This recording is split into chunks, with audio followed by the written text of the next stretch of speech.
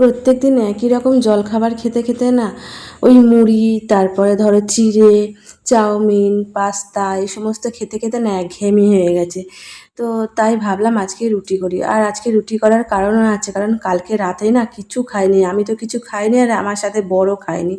মানে ওই একটুখানি হজমের প্রবলেম হচ্ছিল, সেই জন্য কিছু দুজনেই খাইনি। তো ভাবলাম আজকে একটু ভারী খাবারই না হয় করি, ওই রুটি করি আর তার সাথে আলু আর ডিমের না হয় ভুজিয়া করি। তো দেখতেই পেলে আটাটা আমি নিয়ে নিয়েছি, তো ওটা সাইডে রেখে আগে না হয় আলু আর ডিমের ভুজিয়াটা বসাই। তো এর জন্য যে কিছুটা রসুন কুচি, আদা কুচি, টমেটো কুচি আর কাঁচা লঙ্কা কুচি কুচো করে নিয়েছি।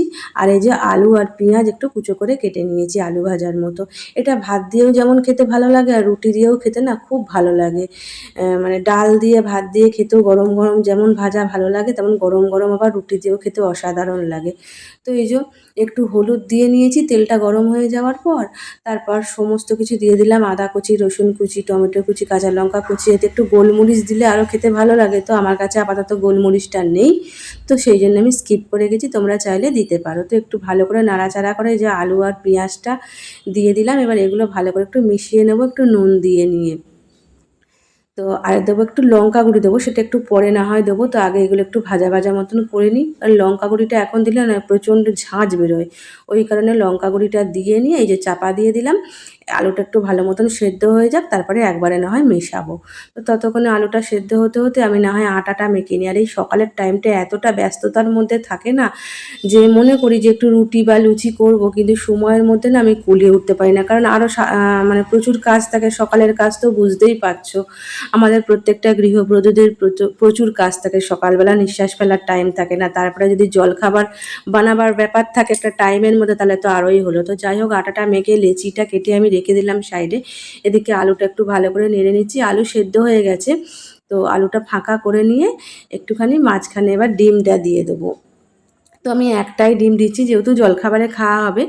তো অল্প ডিমেই এটা হয়ে যায়, একটা ডিমের মধ্যেই 2-3 জনের এটা হয়ে যায়। তো সেই জন্য আমি একটা ডিম দিয়েই করলাম। তোমরা চাইলে 2 বা 3টে ডিমও অ্যাড করতে পারো, যে যেমন খাবে।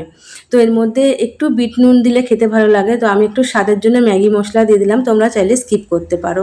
তো ম্যাগি মশলাটা দিলে না স্বাদটা বেশ ভালো হয় খেতে, ওই কারণে আমি ম্যাগি মশলাটা দিয়ে একটু ভালো করে মিশিয়ে নিচ্ছি। আমার ভাজা প্রায় হয়ে গেছে, এটা এবার সাইড করে দেবো। তো এই যে দেখো ভাজার লুকটা ঠিক এইরকম হয়েছে। আর ভালো বেশি একটু ঝাল ঝাল করে বানালে না যেন মুখটা ছেড়ে যায়। ধরো ওই সর্দি বা জ্বর থেকে ওঠার পর যদি এরকম ভাজা খাওয়া হয় না, রুটি বা লুচি দিয়ে বা পরোটা দিয়ে বা ভাত ডাল দিয়ে বলতে পারো, তো মুখ একদম ছেড়ে যায়। তো আমার ওদিকে আলু ভাজাটা হয়ে গেছে, তো রুটিটা ফটাফট করে নিচ্ছি ঝটপট করে। তো আমি তো শুধু রুটি খাই, আমার বরকে না হয় একটু তেল দিয়ে ভেজে দিতে হবে, কারণ ও শুধু রুটিটা না একদম খেতে পারে না, একটু তেল দিয়ে না ভেজে দিলে তো কিছুতেই খেতে পারে না। ওই কারণে আমি তো শুধু রুটি আমার জন্য 2খানা বানিয়ে নেবো, আর ওর জন্য বাকিটা তেল দিয়ে ভেজে নেবো।